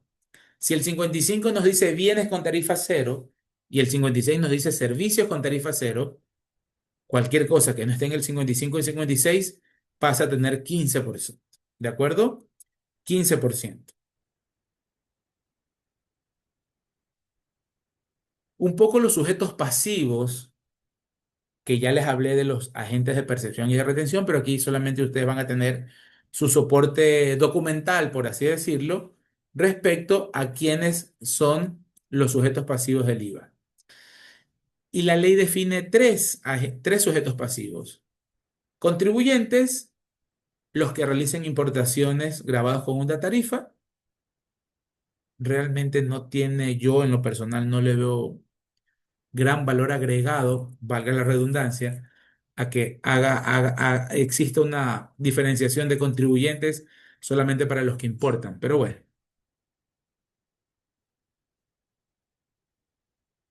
así está la ley y es sencillamente porque están trayendo algo de afuera y que ellos no están ni produciendo, ni manufacturando, ni distribuyendo, ¿no? Es una compra afuera, se llaman contribuyentes porque tienen que pagar el IVA en aduanas. Las que me interesan son estas dos, percepción y retención. Ya hablamos hace un ratito de eso. Agentes de percepción, habíamos puesto el ejemplo de la señorita Isabela, ¿sí? Perdón, Antonella. Le cambié el nombre a Antonella, discúlpeme. Percibo malas vibras de la señorita Antonella. Es agente de percepción. Yo recibo y la ley define a los agentes de percepción como a naturales y sociedades que habitualmente efectúen transferencias de bienes o presten servicios. Y ahí venía la pregunta que yo les hacía, queridos alumnos. ¿Quiénes venden o prestan servicios? Todos, todos. Algunos se dedicarán solamente a los bienes, algunos se dedicarán solamente a los servicios, pero algunos contribuyentes se dedican al mix, a una actividad en conjunto. Ejemplo, una empresa que brinde los servicios de taller automotriz. m- Brinda servicio, que es el mantenimiento. Gracias, Antonella. Brinda el mantenimiento, brinda un servicio, pero también nos vende repuestos. Entonces también transfiere el dominio de bienes, que son los repuestos. Por eso es que en la factura, claro, debe constar, y muy bien lo hacen, insumos, materiales, repuestos, el nombre que quieran llamarle, ponerle en la factura y toda la bola de repuestos que hemos consumido, ¿no? PVP, IVA, mano de obra, toda la mano de obra que el desarme de la caja de cambios, la compostura de tal cosa, otra vez la armada de la puerta, de la palanca de cambios, la subida y bajada de la máquina, etcétera, todo el servicio, la mano de obra, PVP más un IVA. Entonces en la factura me van a sumar todos los PVPs y como el IVA es la misma tarifa para bienes o servicios, pues no es necesario desagregarla, suman todo el PVP y sobre ese valor me cobran el IVA. ¿Sí? Entonces, ese taller mecánico se convirtió en un agente de percepción porque efectuó transferencia de bienes y servicios grabados con una tarifa 15%. ¿Sí? Hace unos 2 o 3 años atrás se creó el tema del IVA por servicios digitales. ¿Sí? Al inicio fue un boom, les hago un pequeño resumen. Al inicio fue un boom pensando que Ecuador empezaba a dar grandes cambios. Sí, porque fue en el gobierno del expresidente Lazo. Grandes cambios en, wow, nos vamos al tema digital y vamos a controlar. Mentira. Otra vez, el IVA es un impuesto al consumo. ¿Qué figura se creó? De que paguemos el IVA por consumos de plataformas o servicios digitales al exterior.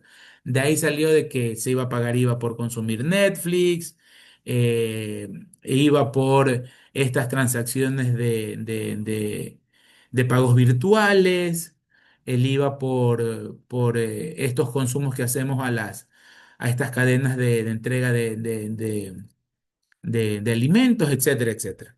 ¿Sí? Entonces, a veces suena bonito, "Oh, servicios digitales", pero básicamente es un impuesto al consumo. Es lo mismo, no es que estemos controlando a esas empresas que están vendiendo o prestando esos servicios, ¿no? Y en calidad de agentes de retención, que es el otro grupo de sujetos pasivos, los que estén calificados por el SRI y otros casos especiales del artículo 63 de la ley. ¿De acuerdo? Hay entonces un vistazo a los sujetos pasivos del impuesto. Entonces, hecho generador es, a mi modo de ver, el alcance del objeto, que es el artículo 52, y el hecho generador, los dos principales artículos en el impuesto al valor agregado. Cuando se genera el IVA en las ventas locales de bienes, sean estas al contado o al crédito, al momento de la entrega del bien, del pago total o parcial del precio, lo que ocurra primero, hecho por el cual se debe emitir obligatoriamente el comprobante de venta. Entonces, no hay vuelta que darle, mis queridos alumnos. Se vende un bien, ya lo vendimos. Asumamos que sea un escritorio súper gigante. Obviamente no me lo voy a poder llevar hoy día. El señor, la empresa me está vendiendo ese escritorio, me dice, el día viernes se lo entregamos, señor Ruiz, va a llegar el camión, los chicos se lo suben a la oficina y listo, perfecto. Pero yo ya pagué pues ese mueble. Ya ese mueble es mío. Sí, físicamente todavía está en la oficina o en la bodega del vendedor, pero ya es mío porque ya lo compré.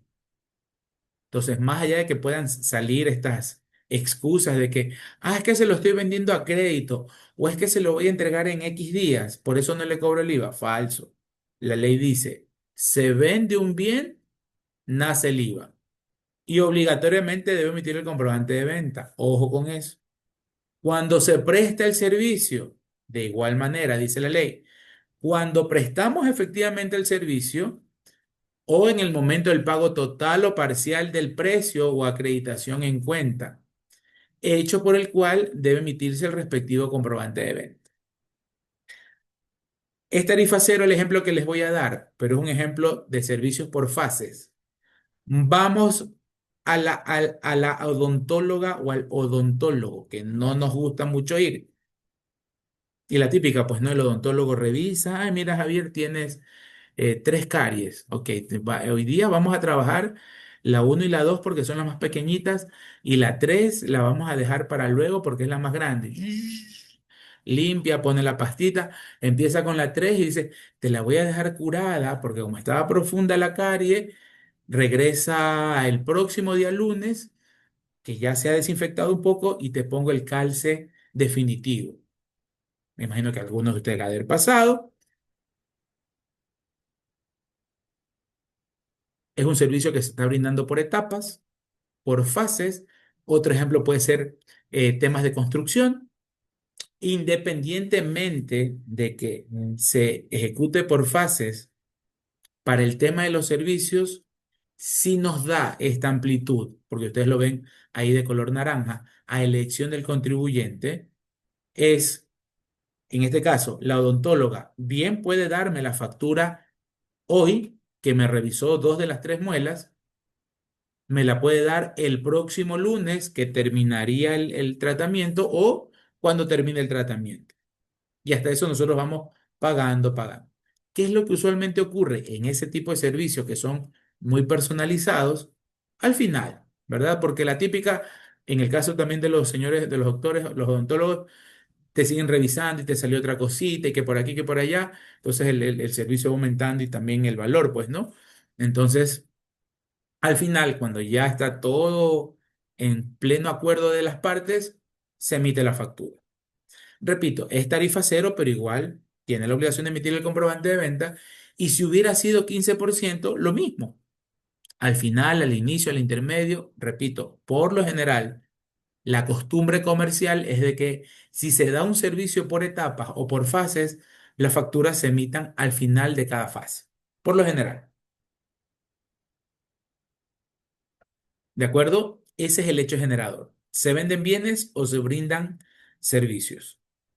O sea, aquí viene una pregunta que quiero que alguno de ustedes la responda. ¿Qué creen ustedes? ¿Primero generamos el impuesto y luego emitimos la factura o al revés?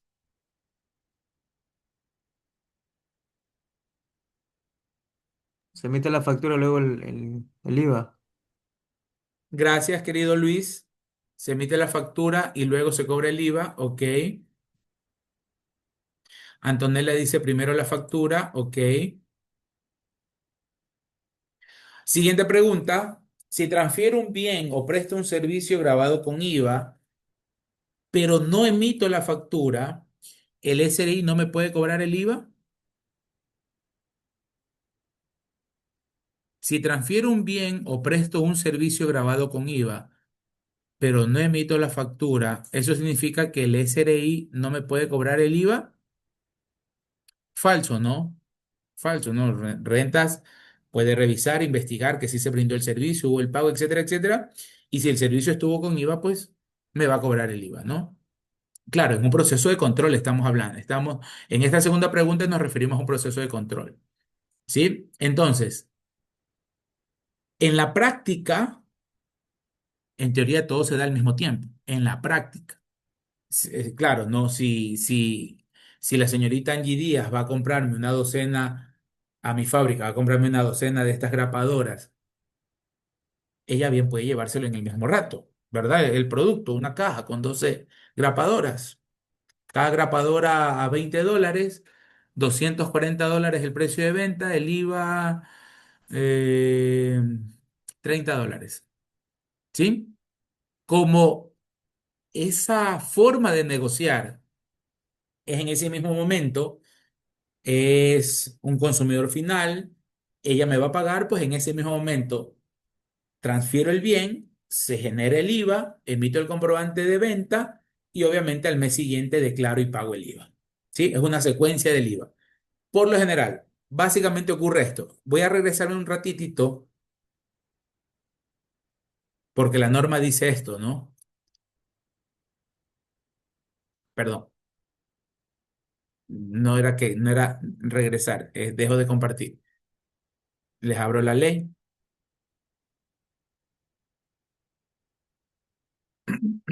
Denme un par de segunditos, por favor.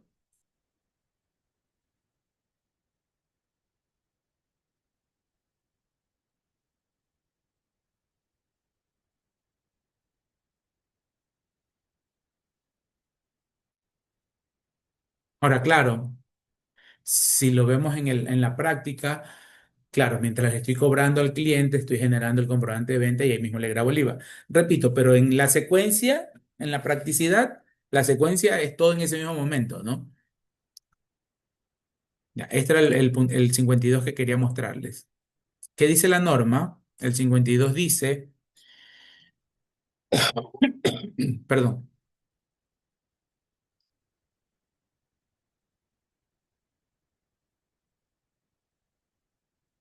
artículo 52, objeto del impuesto. Se establece el IVA que grava el valor de la transferencia de dominio, importación de bienes muebles de naturaleza corporal en todas las etapas de comercialización. Recuerden el ejemplo de las puertas metálicas. En todas las etapas de comercialización hay un IVA, así como en los derechos de autor y propiedad intelectual y derechos conexos, y cuando se presten servicios en la forma que prevé la ley. Entonces, ya en la práctica del día a día, pues si vienen a comprarme un ventilador, vienen a comprarme una docena de clavos, en ese mismo rato se genera la factura, se cobra el IVA o se detalla el IVA y se cobra todo a la vez, ¿no? Y la segunda pregunta que era, entonces, ¿qué pasa si en la factura no incluye el IVA? Rentas no me lo puede, ya renta significa que no me lo va a cobrar. No, falso. Y eso era el primer riesgo que les hablé, ¿no? Rentas revisa si algo se ha vendido con tarifa cero y es 15, rentas puede abrir un proceso de auditoría. Miren que el 53 acomoda un poquito, complementa el artículo 52 definiendo qué es transferencia, definiendo qué es transferencia. Y nos da tres definiciones generales de lo que es transferencia. Todo acto o contrato realizado por naturales o sociedades que tenga por objeto transferir el dominio de bienes muebles de naturaleza corporal, que tenga por objeto transferir derechos de autor, nace el IVA, aun cuando la transferencia se efectúa a título gratuito, ojo con eso. Transferencia es la venta de bienes muebles de naturaleza corporal que han sido recibidos en consignación y el arrendamiento de estos bienes con opción a compra-venta. Y también es concepto de transferencia el uso o consumo personal por parte del sujeto pasivo del impuesto. ¿Esto qué quiere decir? Punto 2. El punto uno se lo entiende, ¿no? Firmo un contrato con la compañía de la señorita Angie Díaz para que trimestralmente ella me provea de tal materia prima. Cada 3 meses la señorita Díaz me va a vender el producto, cada 3 meses entonces ella me emite la factura. Hay transferencia de dominio, se genera el IVA. Hay una, hay una forma de negociar, queridos alumnos, que es la consignación. ¿Qué es la consignación? La consignación es, ok, me reúno con el doctor Ángel, con el doctor Edgar y con el doctor Luis Vaque, y ellos me dicen, Javier, mira, tenemos estas super maquinarias, ¿sí? Nosotros las estamos importando, tú tienes un gran canal de distribución, tienes una buena fuerza de ventas, te las dejamos en tu patio para que tú las vendas. 3 meses, chévere. Si en 3 meses no la vendiste, nosotros venimos y retiramos esa mercadería porque no la pudiste vender. Eso es una consignación. Es una forma de negociar de que yo soy un titular provisional de ese inventario, de esa mercadería, y que me voy a encargar de venderla, una venta normal, común y corriente, buscar clientes, propagandas, publicidad, etcétera, etcétera, y que si logro venderla, ¿verdad? Obviamente, ahí sí tengo que pagarle ese inventario porque ya lo vendí al que me lo vendió inicialmente, ¿sí? Y a veces en algunos casos hasta se cobra una comisión por haber vendido el bien, ¿sí? Puede ser también la consignación de que dejan en el patio esa maquinaria, viene el cliente, tú la vendes porque fue tu inventario y yo te cobro directamente la comisión. Más o menos figuraría un poco ahí la figura de compra de consignación. Pero en estricto sentido la consignación es, si yo la logro vender, la vendo, si no, después de X cantidad de tiempo tú la regresas a ver y te llevas tu mercadería. Esa es una forma de negociar, ¿sí? No, la ley tributaria, para que no exista ningún abuso, también define que cuando se establezca una actividad de arrendamiento, de consignación, perdón, hay un IVA de por medio cuando se logre vender, obviamente. Cuando se arrienden estos bienes muebles con opción a compra, que es lo que se llama leasing o arrendamiento mercantil, creo que en impuesto a la renta les definí qué es el arrendamiento mercantil. Se los repito, por lo general en maquinarias grandes, yo puedo tomar la decisión, yo soy el dueño, o de vender esa maquinaria importada o de darla en alquiler. Si yo la doy en alquiler, eso ya debe estar en mi inventario, ¿verdad? En mi activo fijo, perdón, y yo la alquilo. Y mes a mes, la compañía del doctor Baque me paga el alquiler de esa maquinaria. Yo emito factura, tarifa 15 porque ese arrendamiento no es de vivienda, sino de otro activo fijo, tarifa 15 y el doctor Baque me paga mes a mes el precio de venta del alquiler más el 15% del IVA. El arrendamiento mercantil es el mismo arrendamiento, pero con una cláusula especial en el contrato, de que el arrendamiento va a ser a un año plazo, como cualquier arrendamiento. La cláusula adicional es de que, o es la que le va a permitir, transcurrido ese plazo de tiempo, al doctor Vaque, que es el que estaba alquilando, la opción de comprar ese activo, ese bien mueble de naturaleza corporal. ¿Sí? Si él ejecuta, toma la acción de comprarlo, esas cuotas que se pagó por el arrendamiento forman parte del precio de venta final de esa maquinaria. Eso es un arrendamiento mercantil. Por lo general, los arrendamientos mercantiles se ejecutan o se firman contratos que también deberían existir en un arrendamiento normal, solo que no estamos muy acostumbrados porque somos muy informales, mis queridos alumnos. En un arrendamiento debe existir un contrato, debe existir un contrato. Y eso es básicamente lo significa el punto 2. Y el punto 3, el uso o consumo personal. Ahí sí me voy a quedar callado yo 5 segundos. ¿Qué entienden ustedes, mis queridos alumnos, por uso o consumo personal? Les escucho.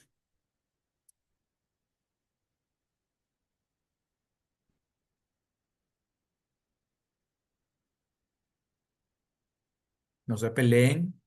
¿Qué entendemos por uso o consumo personal?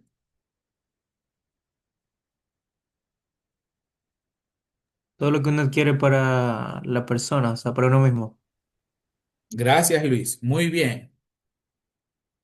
Entonces, Luis, la compañía del doctor Luis Vaque, se dedica a comercializar, es decir, compra inventario y vende inventario, sillas de oficina, ¿ok?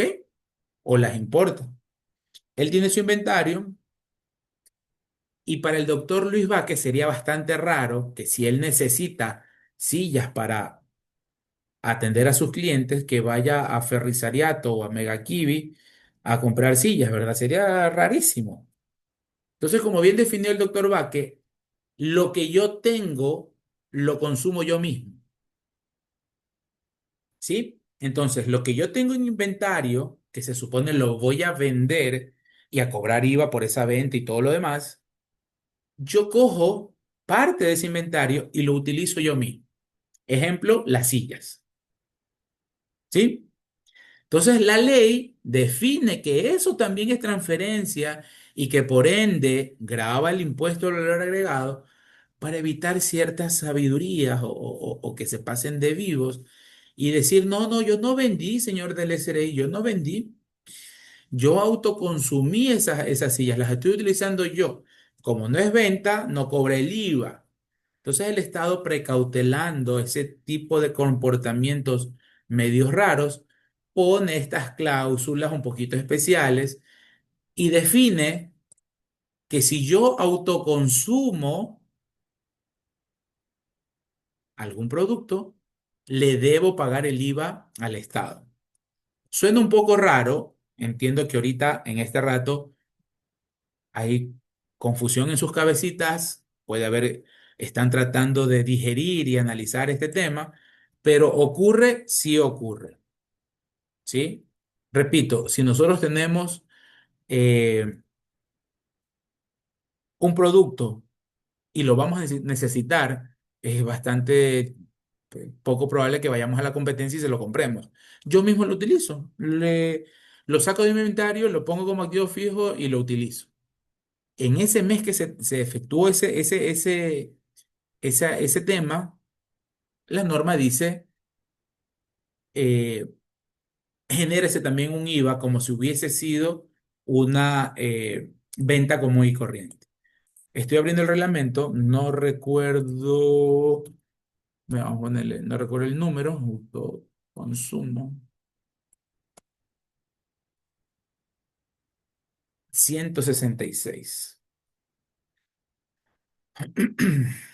Dice, donaciones y autoconsumo, el traspaso a título gratuito y el consumo personal por parte del sujeto pasivo del impuesto de aquellos bienes que son objeto de su comercio habitual, las sillas, se respaldarán por la emisión por parte de este contribuyente del respectivo comprobante de venta, donde debe constar sus precios ordinarios de ventas de los bienes donados o autoconsumidos, los mismos que serán grabados, formarán parte de la base gravable del IVA, ¿no? Y dice de los bienes inclusive destinados a activos fijos.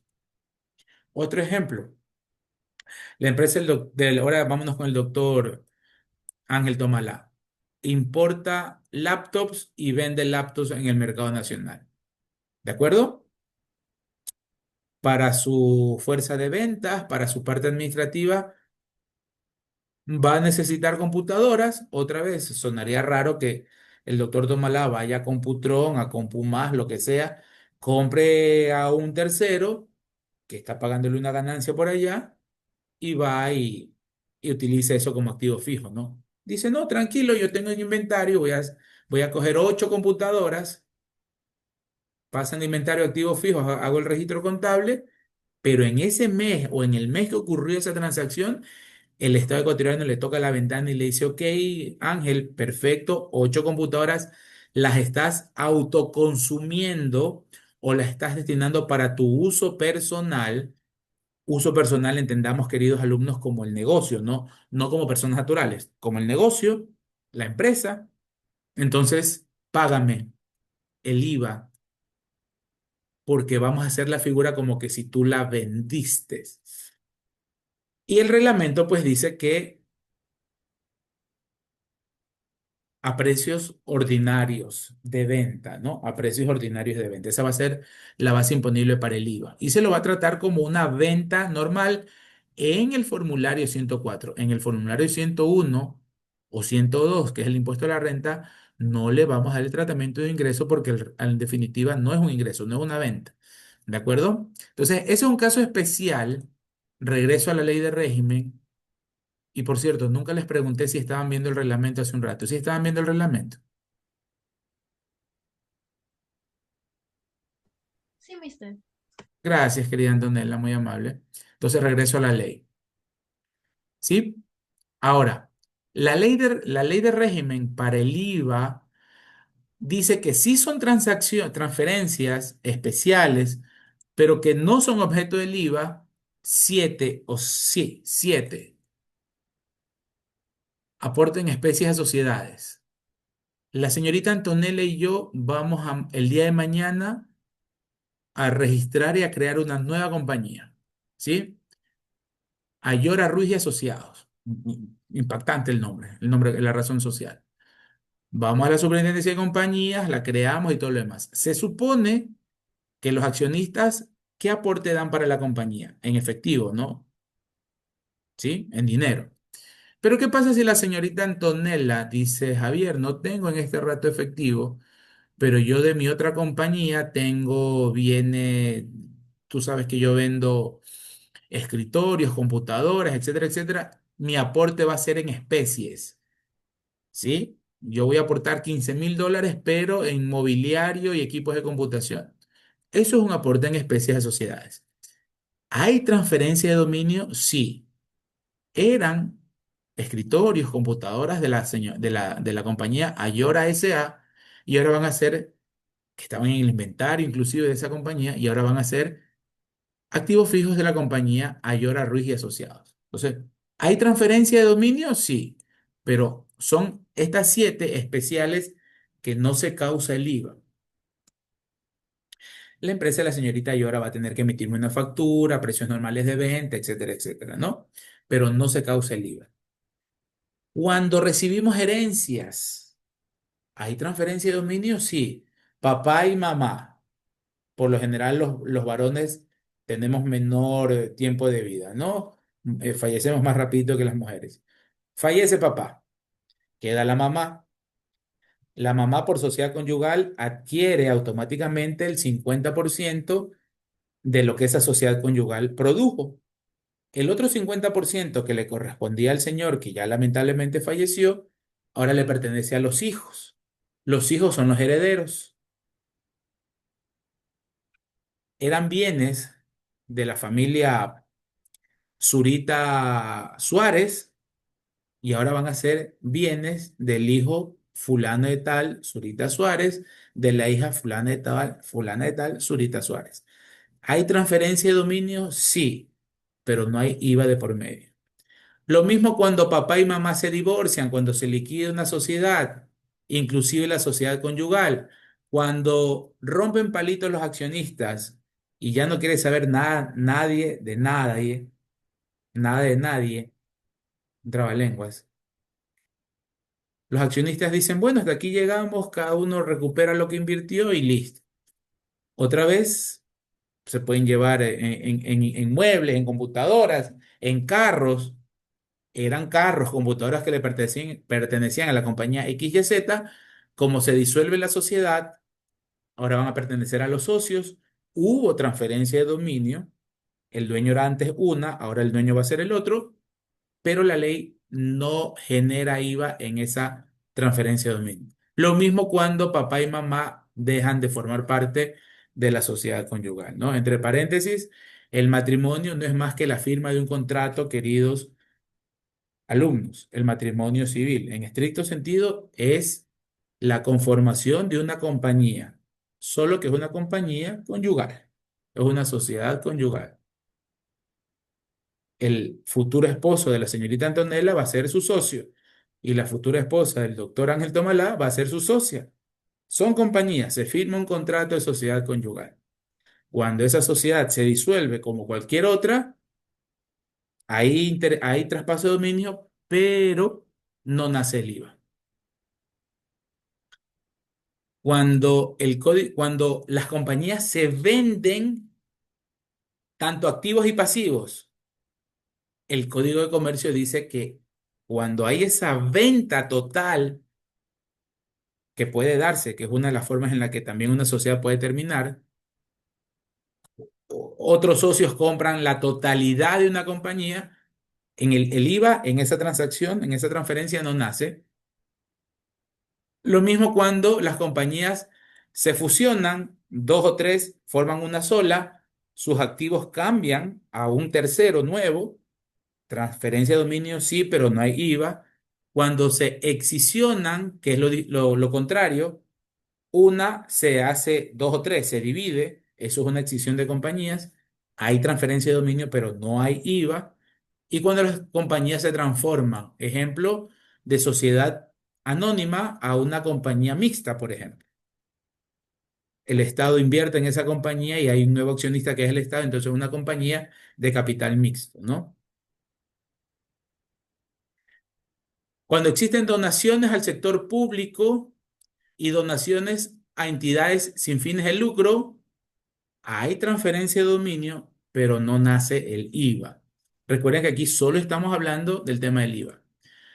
Cuando se venden las acciones, participaciones sociales y cualquier otro título o valor, cuando el doctor Tomalá me dice, Javier, yo ya no soporto a mis otros dos socios, fulano de tal y fulano de tal, te vendo mis acciones, perfecto, Ángel, te las compro, transferencia de dominio, pero no hay IVA.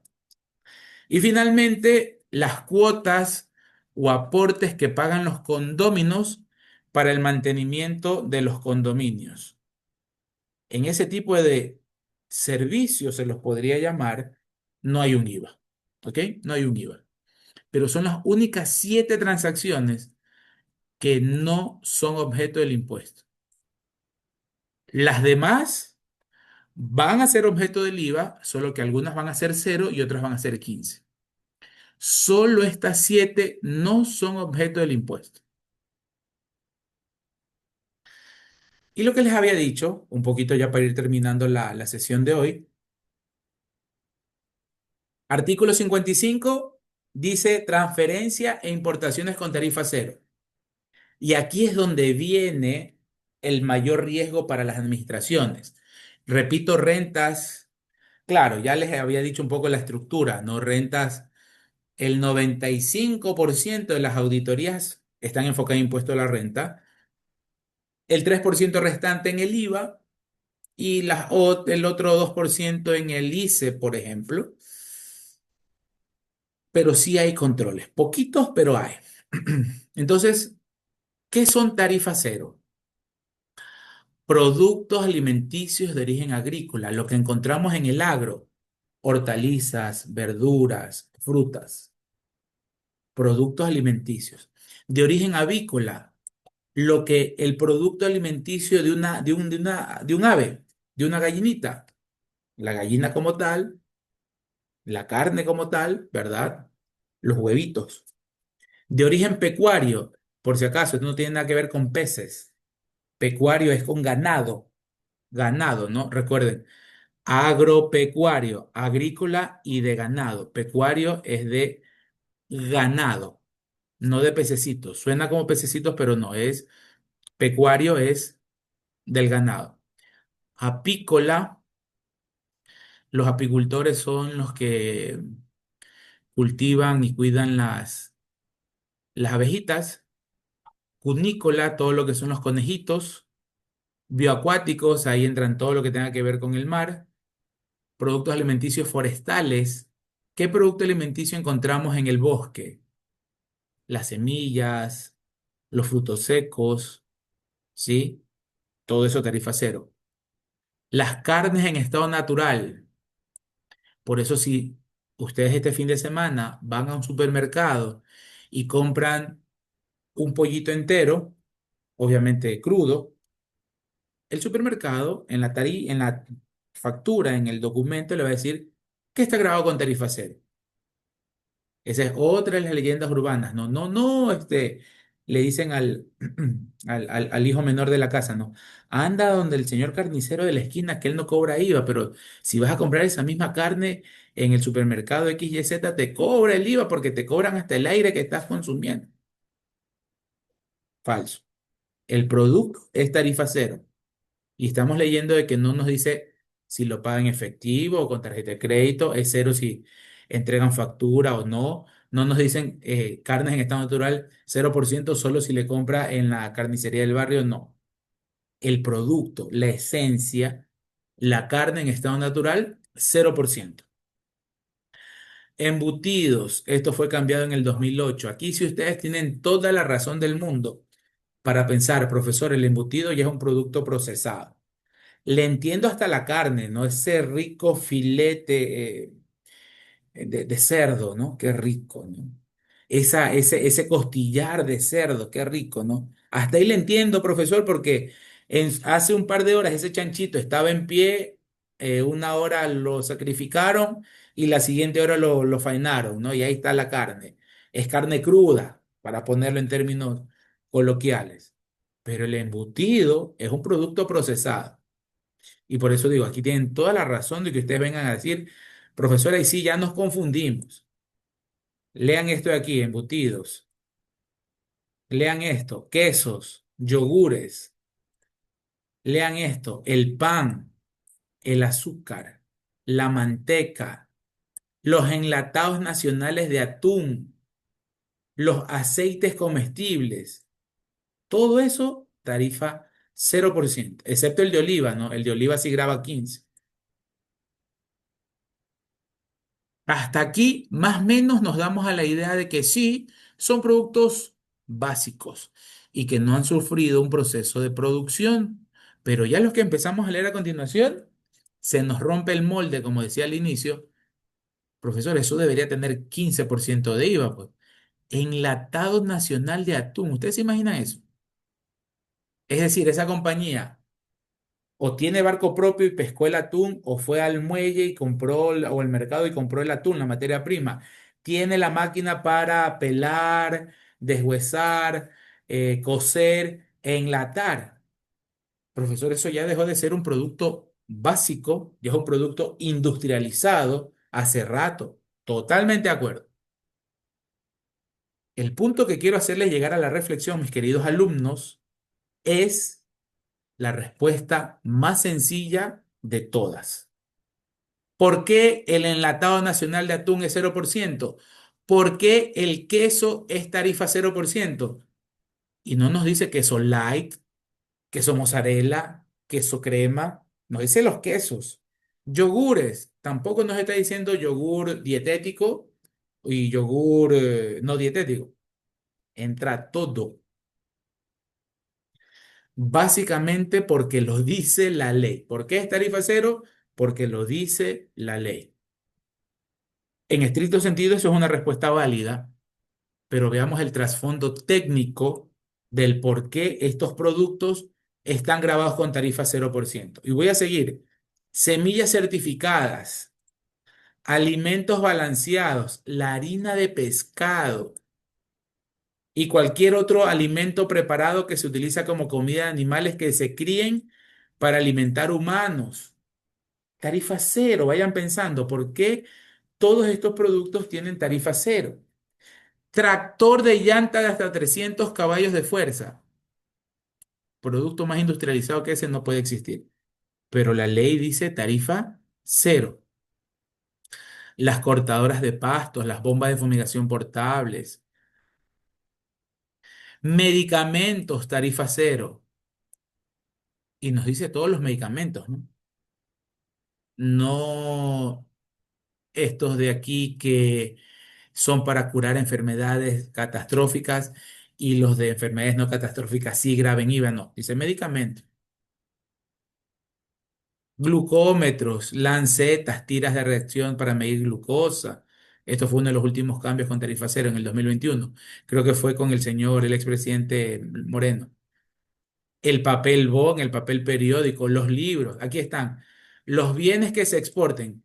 ¿Qué estábamos revisando el artículo 55? Transferencias de bienes. ¿Sí? Tendrán 0% de las transferencias de los siguientes bienes. Nos vamos al numeral 8. Los bienes que se exporten, tarifa cero. El ejemplo que yo les decía, ¿no? De la señorita Alvarado. Si manufacturamos estos vasos y los vendemos localmente, esto graba 15%. Pero si la señorita Alvarado, por una oportunidad de negocios, lo vende a Estados Unidos, graba 0%, porque lo dice la ley.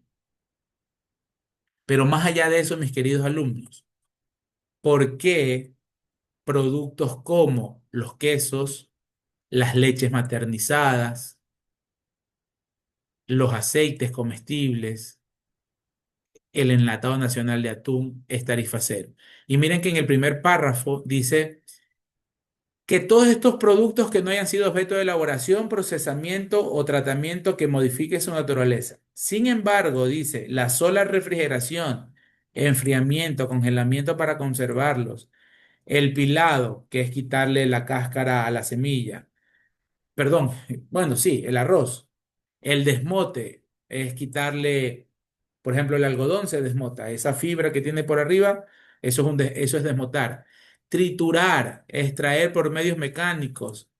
Faenar, cortar y empacar no se consideran procesamiento. Es decir, que si vamos al supermercado y compramos ese delicioso costillar de cerdo, envuelto en un empaque bonito, de plástico, bien, protegiéndolo bien, todo de salubridad y todo lo demás, sigue siendo 0%. la pregunta del millón, más allá de la respuesta de que porque lo dice la ley, ¿por qué creen ustedes, mis queridos alumnos? Los escucho.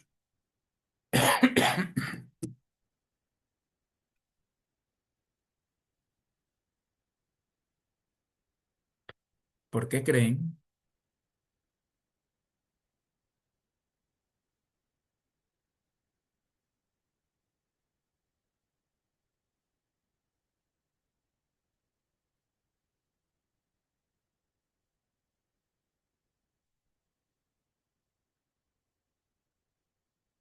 Antonella indica por ser de consumo cotidiano y que están en la canasta básica.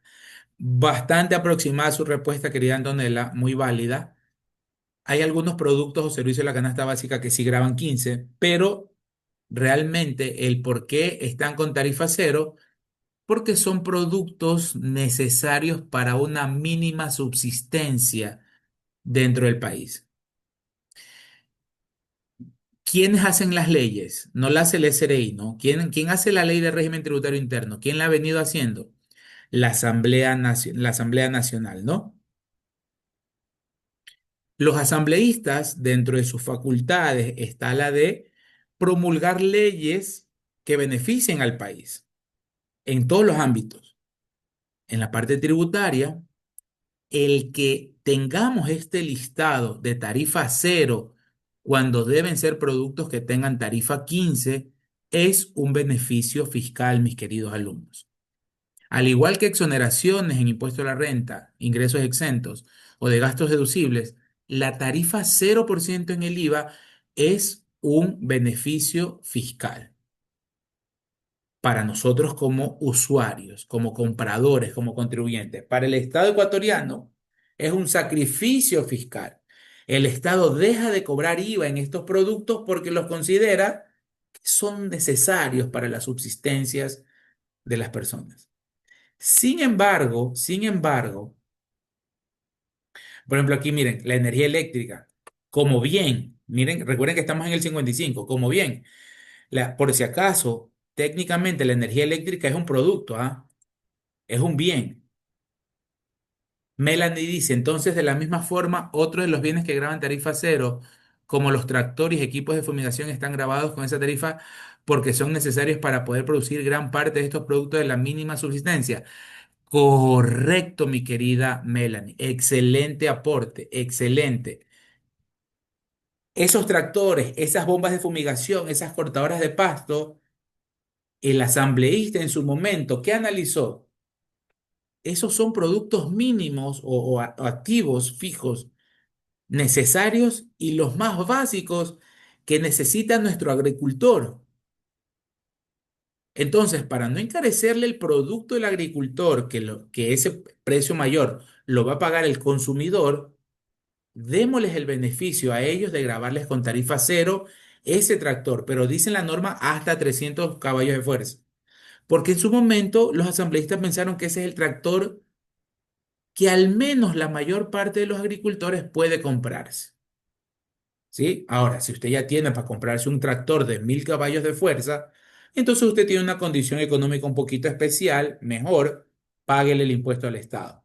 Pero bien, mi querida Melanie, en ese sentido va, de que como tienen una relación o están correlacionados estos productos para una subsistencia, el Estado dice, no les voy a cobrar el IVA, me sacrifico yo haciendo un símil con Ruquito, ya. Yo pierdo, como dice el señor Chan, ¿no? Yo pierdo. El Estado ecuatoriano con estos beneficios tributarios dice, yo pierdo, pero ganan ustedes.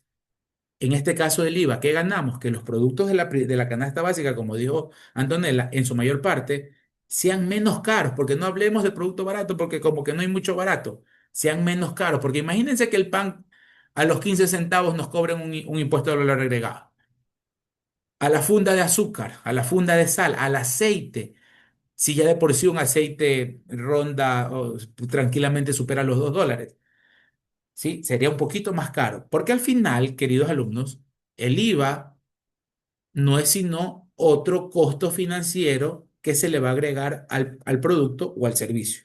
Es otro costo financiero. Entonces, para no encarecer ese producto, El Estado ecuatoriano, bajo la institución acreditada o facultada para ello, que es la Asamblea, nos entrega este tipo de leyes con estos beneficios. ¿Por qué pusieron la energía eléctrica? Miren que este numeral fue incluido en el 2007, en tiempos del expresidente Correa. La energía eléctrica. Si usted le pregunta a un técnico, a un ingeniero eléctrico, la energía eléctrica usted la puede coger, usted la ve, es un bien. Claro, si la cogemos podemos morirnos, que es otra cosa, pero es un producto, es un bien tangible porque lo podemos coger. ¿Por qué se le incluye? Para que guarde correlación con el servicio público de energía eléctrica y más que nada porque en el tema eléctrico hay varias fases. Está la fase de generación, está la fase de comercialización y está la fase de distribución. Entonces, para otra vez abaratar costos de la energía, el producto, la materia prima, que es la energía eléctrica, 0%.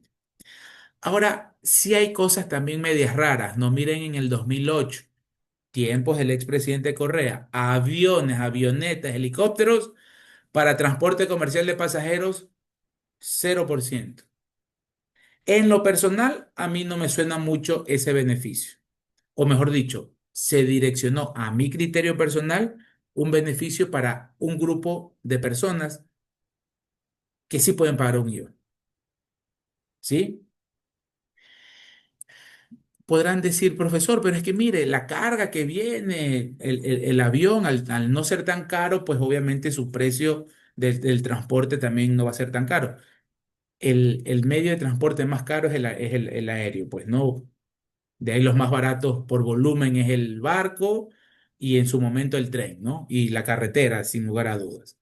Pero el del tráfico aéreo es un servicio oneroso, caro. Entonces, por eso yo digo, no le vi en su momento el sentido de que incluyan aviones, tarifa 0%.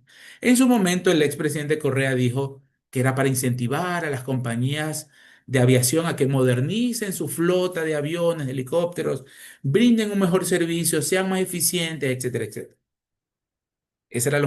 Esa fue la justificación técnica. ¿Ok? Vehículos eléctricos de uso particular, se entiende. Aquí es por el otro lado, incentivar a los consumidores, a nosotros, a que compremos vehículos eléctricos. En teoría, si no graba IVA, es menos caro que un vehículo normal. Y por otro lado, el Estado, ¿qué dice? Si ese vehículo, la señorita Antonella Llora, se decidió por un vehículo eléctrico y no por un vehículo de combustión de gasolina, para el Estado, entre comillas, le significa un ahorro porque la señorita Antonella ya no va a demandar combustible fósil, la gasolina, que es un combustible que hasta hace tiempo, hasta hace no mucho tiempo estuvo subsidiado. Era un gasto adicional para el Estado. Entonces, el Estado decía, te incentivo por este lado, te ofrezco que compres vehículos menos caros, sin IVA, en el tema de los eléctricos. Claro que sabemos que tiene sus ciertas limitaciones el tema de los vehículos eléctricos, pero eso ya es un tema del mercado como tal. Y así, y ya con esto termino la clase de hoy, así hay hasta numeral 22 de bienes grabados con tarifa 0%. ¿Sí? De bienes grabados con tarifa 0%. Y lo que no está en el 55 graba 15. Y el artículo 56, que quiero que ustedes lo lean para la siguiente clase, habla en cambio de los servicios. ¿De acuerdo? Péguenle una chequeadita, por favor, para el día miércoles.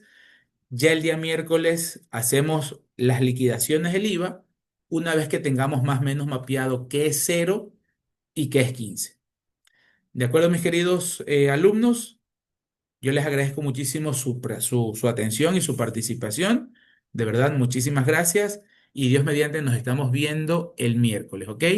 Si tienen dudas o inquietudes, al correo electrónico o por medio del aula virtual. Un abrazo para todos. Pasen bonito, cuídense mucho.